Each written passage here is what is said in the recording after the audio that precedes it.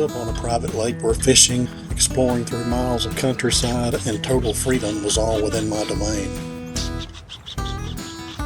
Playing in creeks, watching squirrels, and listening to the whistle of trains echoing through the woods triggers lots of nostalgic memories for me.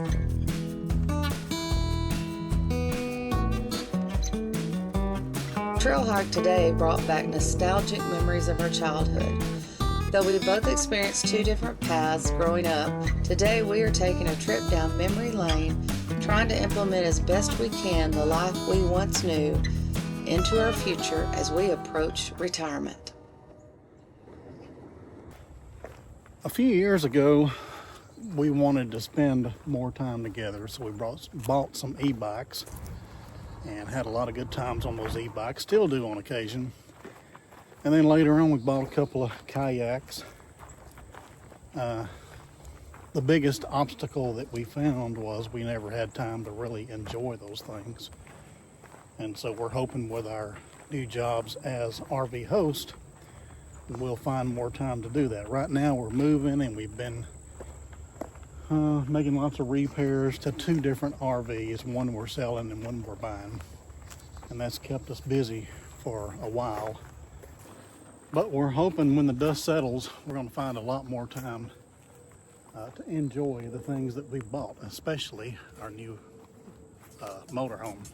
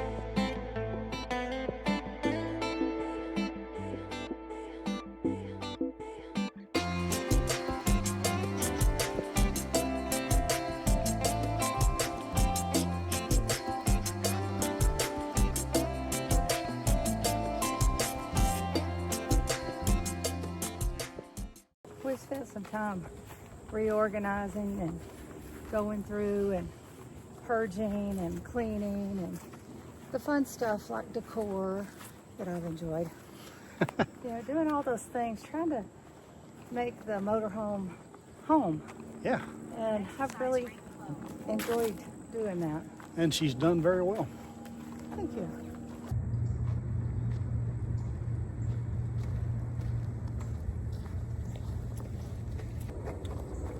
We found a new trail here in Waxahachie, and we're kind of exploring that.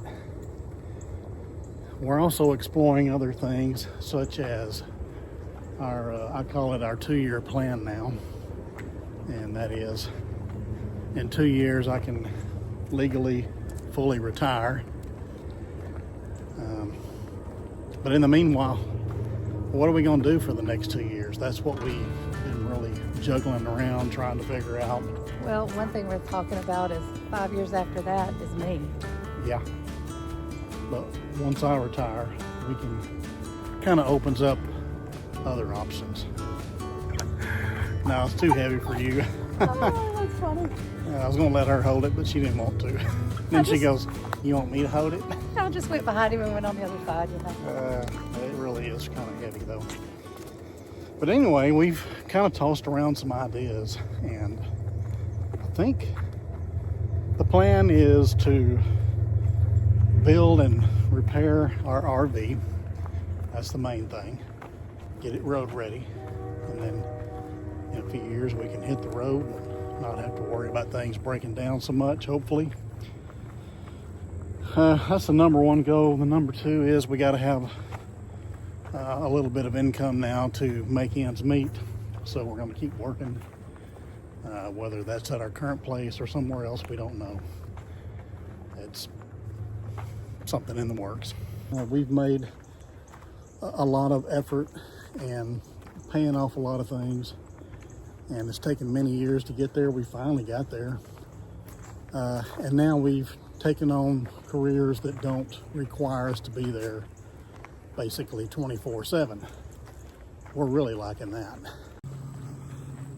So we've just taken some financial steps to allow us to do a few extra things from what we normally do. It's like today, walking a new trail, getting out. Being outside is always helpful. Being together is I love. I just want to explore. I want to see the United States. Yes, me too. I just want to go. I want to go. I've got this, I don't know. Sense of urgency to go while we still can. Yeah. I have a hard time just sitting still, even though I need to because I need to make the income, but trying to find that happy place where we can work, bring in the income, and still have freedom to go.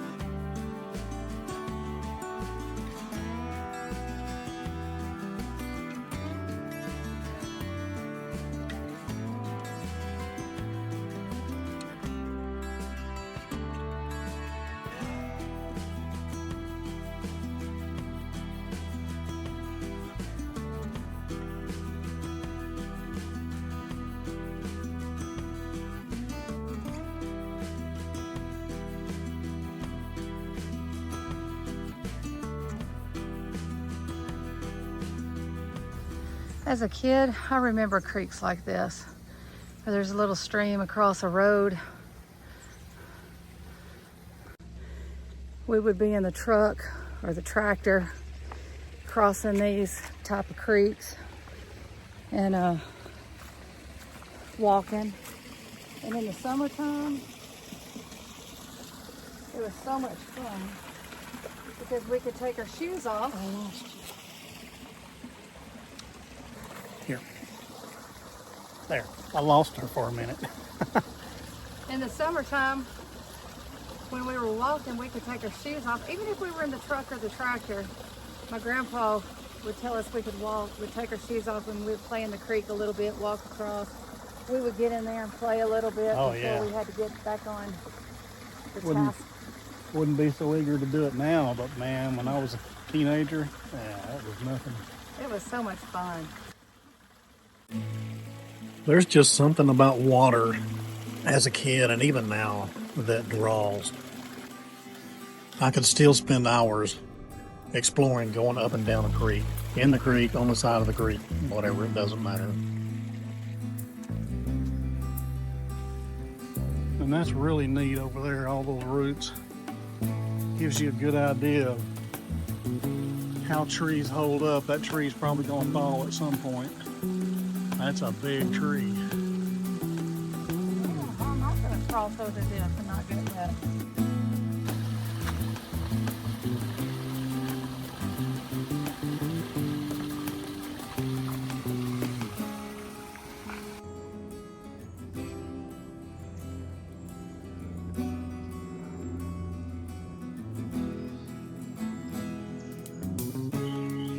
You get off the trail a little bit, you can find places like this. This is Waxahachie Creek.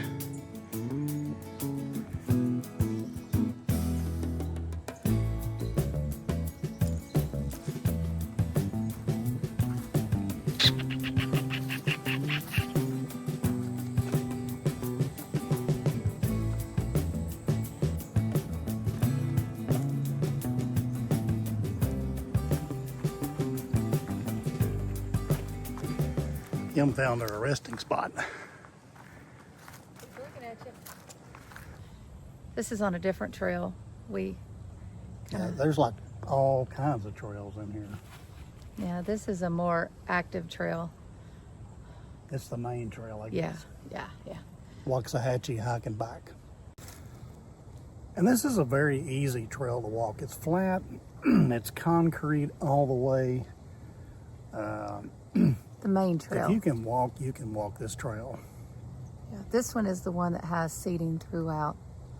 It's nice. Yeah. You can also bike. We biked this trail before. Many times. Yeah.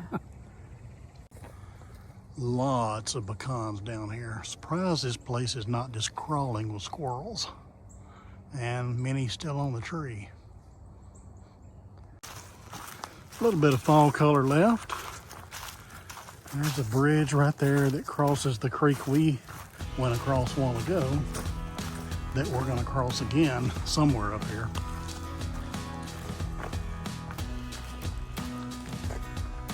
Yeah, it is pretty. Yeah. Wow. It's just out there by itself, Like a hidden gem out here in the middle of nowhere. making a statement. And look at this right here. Lemon tree.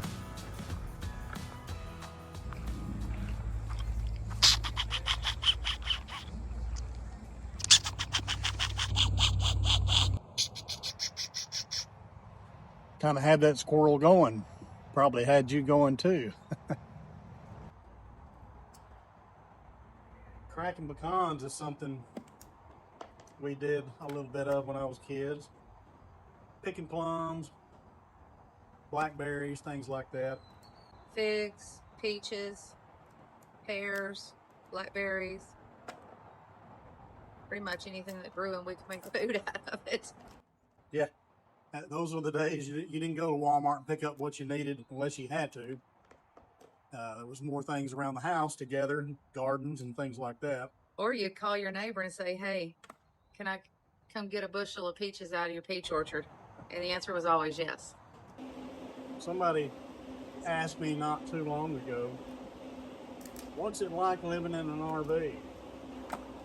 I thought for a minute and I said, well, it's kind of like camping every day and every night.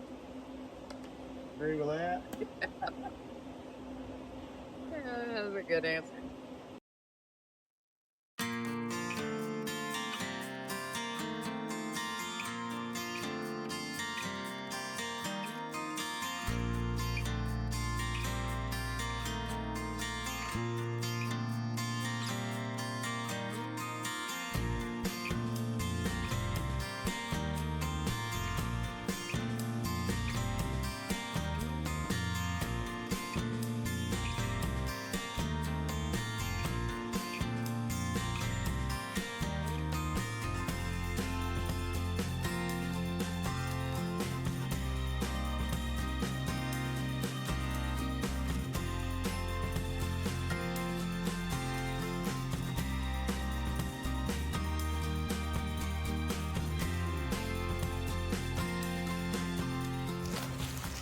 If this piece of equipment could talk and tell you what all it's done, wonder what it would say.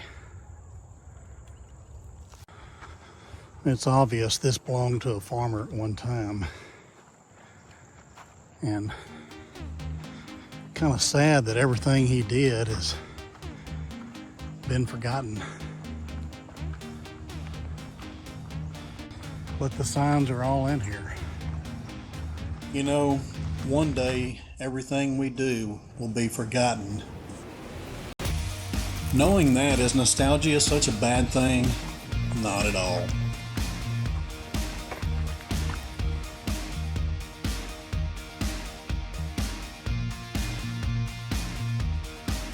As always, we appreciate you coming with us today. Thanks for joining us.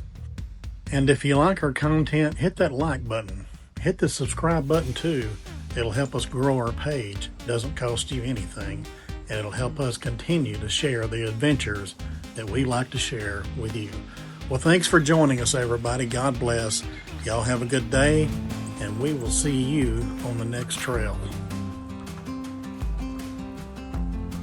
Anticipatory nostalgia simply means yearning for something gone, triggered by senses, smells, sounds, or memories offering comfort but also highlighting loss.